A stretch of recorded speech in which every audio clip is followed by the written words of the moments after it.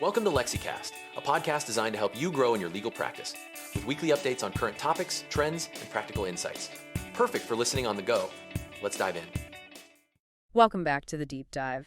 If you're advising businesses today, well, you know social media isn't just marketing anymore. It's this huge engine for growth. Huge, absolutely. But that engine comes with some pretty significant legal and regulatory risks packed in. Exactly. It's a cornerstone strategy, but the legal side can get complex fast. Right. So our mission today is simple. Right.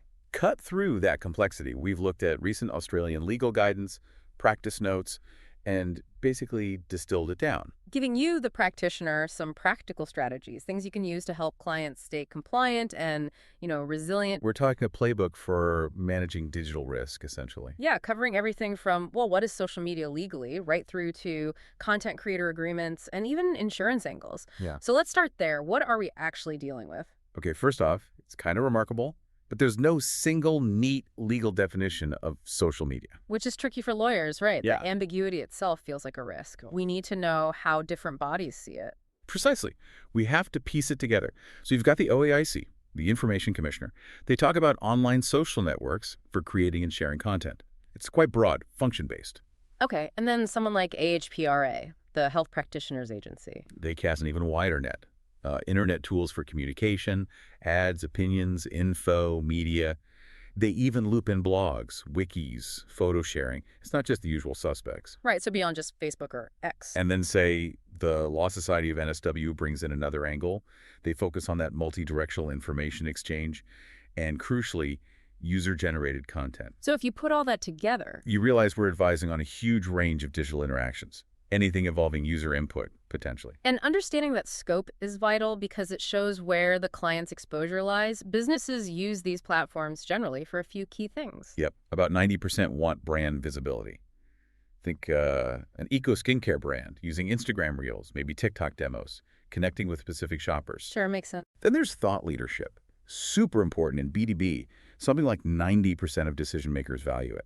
So consulting firms sharing white papers on LinkedIn. And if that content is maybe misleading or uses someone else's IP, boom, instant risk. Exactly. IP risk, consumer law risk, and the third big one, customer engagement. Right, the direct interaction. Yeah, about 70% of consumers expect personalized responses on social media now.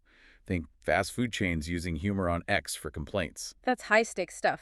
Fast-paced, public. And that's where the legal landmines often are, in those quick exchanges. Okay, so that brings us neatly to the core risks. What should practitioners be most focused on? Well, the big ones that lead to trouble are reputational damage, defamation, IP issues, both infringement and theft, consumer law breaches, things like cyberbullying or harassment, and privacy breaches. Let's tackle reputational damage first. It's just so incredibly fast, isn't it? A bad review, some nasty post goes viral. And the damage can be long-term, really hard to fix. So how do you advise clients to deal with that speed? It has to be proactive. You absolutely need a robust monitoring system and, critically, a rapid response plan. That includes a pre-approved crisis communication strategy. And the lawyer's role there. It's not just drafting policy. It's advising on the legal side of the response, making sure they don't defame the critic back or breach the ACL, the Australian consumer law, while trying to defend themselves. Okay, proactive planning. Got it. What about defamation? That seems amplified online. Hugely amplified. Yeah. Because it's so public and spreads so fast. And it can come from the official company account or, an employee sounding off about a competitor. Right, so mitigation. It really comes down to comprehensive, regular employee training on what's okay to post and what isn't, plus really clear social media policies. Is there a case that illustrates this well? Yeah, the Little V Credit Corp group case is a good one. An employee made some pretty disparaging, harassing comments online, saying the company helped people weasel out of debts. Ouch! And the dismissal was upheld? It was. But the key takeaway for practitioners is why. Credit Corp had solid training records and clear policies. The employee breached them, damaging stakeholder relationships. The policy actually worked because it was properly implemented and people know about it. So the policy needs teeth, needs to be lived. Absolutely. Okay, moving on to consumer law breaches, often under the ACL banner. The big issue here tends to be transparency. Misleading ads or hiding sponsored posts. Exactly. Inadequate disclosure, especially with influencers. The risk isn't just the company's own posts. So the practice tip for lawyers reviewing marketing stuff. You've got to advise clients to demand truthfulness, make sure claims can be backed up. For paid posts, insist on clear, really unambiguous disclosures. Just tagging isn't usually enough. You need hashtag ad or hashtag sponsored, something obvious. Right. Unambiguous is the key word. Definitely. The O'Bar and Dining case showed this. Ad standards said just tagging the restaurant wasn't enough disclosure when influencers got a free meal. The commercial link has to be clear to the average person looking at it. Okay. Let's pivot to IP, intellectual property. Two sides to this coin. Yeah, you've got infringement, maybe accidentally using copyrighted music or images without permission. Easy mistake to make. And the other side? Theft. Competitors actively scraping content, stealing designs, maybe even using trademarks improperly. So how do lawyers help clients build defenses here? It's prevention and enforcement. Prevention is about getting permissions, using original stuff. Enforcement means registering your IP and actively monitoring for misuse. Proactively. Yes, proactively. Advise clients on things like technological protection measures, TPMs, like watermarks. The Copyright Act actually offers protection for those. And using tech for monitoring. Definitely. Setting up alerts for brand names, using software like Brandwatch or Hootsuite. It's not just good practice, it's part of building a legal defense. The REA Group versus Domain case, involving alleged copying of photos and floor plans, really highlights this. Early detection and quick legal action are crucial. If you wait, the damage is often already done. Makes sense. You need to catch it early. So this brings us to the practitioner's toolkit. How do you proactively build these defenses for clients? It's really about creating that fortress of documentation. Starting with the social media policy. It needs to cover more than just defamation, right? Oh, absolutely. We found a potential blind spot is failing to properly address internal conduct.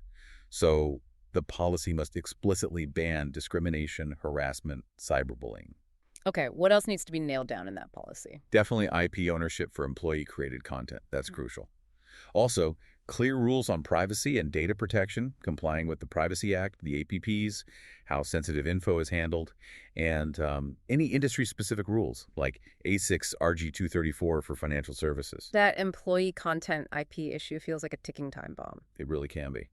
Who owns that viral video concept an employee creates during work hours on their own phone?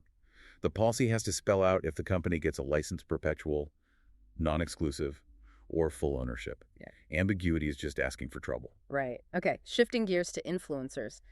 Content creator agreements. What's the lawyer's checklist here? Intense focus on IP rights.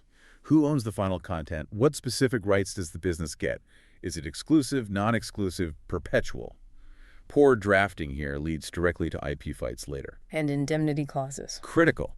You need strong representations and warranties from the creator that they actually own the rights they're licensing. If they use someone else's music by mistake, the indemnity has to shield your client. Plus, clear terms on payment and mandatory hashtags like #ad. Okay, last piece of the puzzle, insurance. Yes, but it's only one piece. Insurance is the backstop, it's not the whole strategy. So the lawyer's role? You need to review the client's existing policies, general liability, cyber, maybe professional indemnity, see what social media risks are actually covered, defamation, privacy breaches, IP infringement, and often you'll find gaps. A standard cyber policy might be great for a data breach, but probably won't cover reputational damage or defamation from a social media post. So the advice is? The advice has to be that insurance complements strong internal policies and training. It doesn't replace them. You mitigate the known coverage limits that way. Right, it's an integrated approach then. Legal safeguards, internal rules, and the insurance backstop working together. Exactly. That's how businesses can actually leverage social media's power while managing those inherent liabilities. We hope this deep dive gives you a practical framework for advising your clients in this, well, constantly shifting landscape. It changes so fast. It really does. And that leads us to our final thought for you today. Given that the platforms themselves are always adding new features, shopping posts, integrated payments, new ways to collect data, how can businesses structure their monitoring and compliance to be truly adaptive? How do you get ahead of emerging regulatory changes instead of just reacting to yesterday's risks? Something to ponder. Thanks for diving deep with us today. We'll catch you next time on The Deep Dive. That's it for today's episode on LexiCast. If you're looking for more in-depth episodes that can also be claimed as CPD activities, check out our LexiCast CPD Plus page linked in this episode's notes. Follow us now to stay up to date, and we'll see you next time.